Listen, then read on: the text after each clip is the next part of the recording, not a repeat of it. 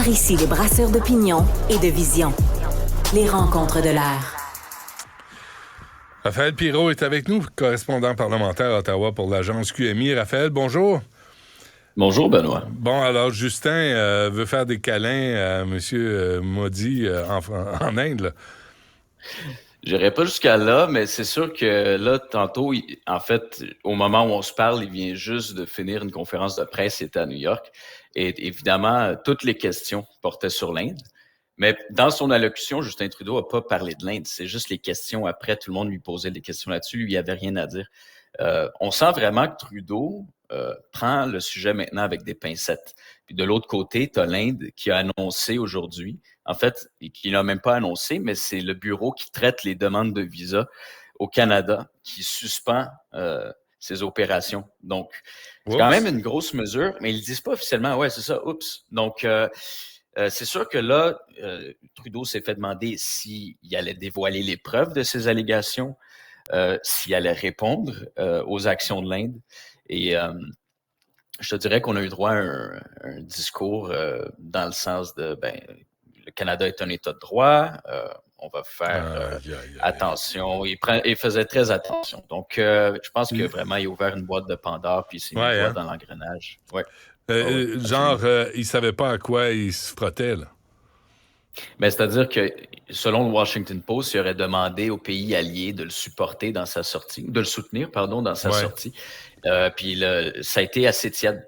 Donc, Donc, pour l'instant, là, je pense que le but, c'est de calmer le jeu, mais c'est sûr que quand on fait face à l'Inde, c'est un pays de plus d'1 milliard de personnes, énorme pays qu'on peut pas se facilement. Donc, c'est vraiment un casse-tête, là. Vraiment, on s'est mis le doigt dans l'engrenage au Canada avec ça.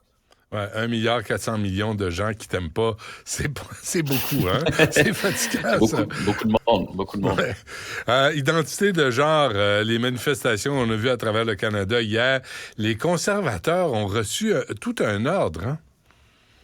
Ben, écoute, oui, il y a un message qui a été envoyé à tous les députés, leur disant, ce sujet-là, on l'évite comme la peste. Évidemment, ça n'a pas été formulé de même, mais les conservateurs, comme je te disais récemment, vont faire leur pain et leur beurre sur l'inflation, sur le coût du logement, le coût de l'épicerie. C'est ça le sujet des conservateurs qui vont marteler toute la session. Toutes les questions qui sont en lien avec le conservatisme social, identité de genre, avortement, les conservateurs veulent éviter ça comme la peste. Ils savent que c'est pas bon pour eux quand vient le temps des élections, que ça va... même si, en fait, c'est ça, et c'est ça qui est intéressant.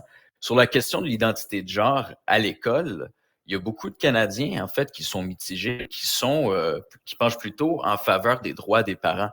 Donc, c'est pas comme s'il y avait énormément à perdre. Ça pourrait être quelque chose d'intéressant pour les conservateurs à ce niveau-là, face à, je dirais pas l'intransigeance des libéraux, mais plutôt la position plus forte des libéraux en faveur de toutes ces questions-là. Mais, comme je te dis, pour eux, pour les conservateurs, l'important, c'est de parler de l'inflation. Donc, ils ont reçu cette consigne-là. N'allez pas vous présenter dehors. Il y avait une grosse manif hier. N'allez pas vous présenter dehors. Ne commentez pas sur les réseaux sociaux. Ouais. Mais c'est juste moi, mais je vois pas les amis de Pierre Poilievre marcher du côté de la communauté trans. Non. Non, je me trompe pas. T'as une bonne intuition. C'est ça. Mais là, tu peux pas te mettre à dos. Puis en même temps, c'est ça leur clientèle.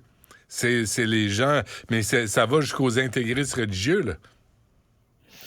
C'est-à-dire, il y a deux leaders, deux chefs de parti qui étaient dehors hier pour la manifestation. Jack Meeting d'un côté et Maxime Bernier de l'autre. Donc, vraiment, cette question-là, je te dirais, les opposants clairs, affichés, qui militent activement contre tout ce qui est éducation à l'identité de genre, toutes ces questions-là, aux droits des trans à l'école.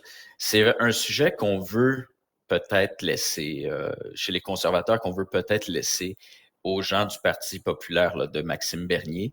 Les conservateurs veulent toujours marteler la question de l'inflation. Fait qu'on s'en tient très loin. Parfait. On se laisse là-dessus. Raphaël Pierrot, merci. À demain. Merci, Benoît. Salut.